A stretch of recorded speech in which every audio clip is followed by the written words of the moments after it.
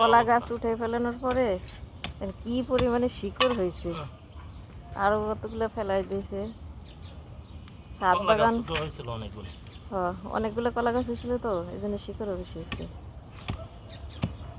ছাদ বাগান করা কষ্ট আছে, এত সহজ না।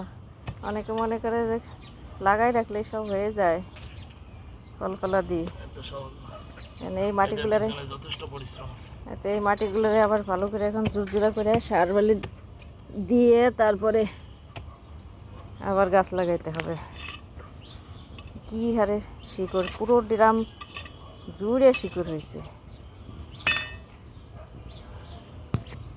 ড্রামের নিচে গাছ লাগানোর মাটি দেওয়ার আগে আর কি, গাছ লাগানোর আগে একটু ফোয়া ঠোয়া দিলে পানি ধরে রাখতে পারে না, ফুটা দিয়ে চলে যায়। পরে উপরে মাটি দিয়ে দিব আর কি, দিয়ে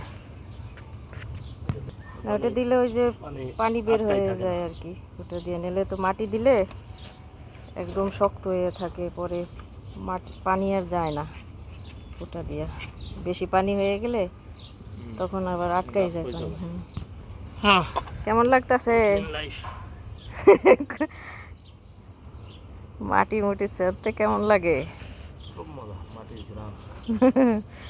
বসে বসে নাও।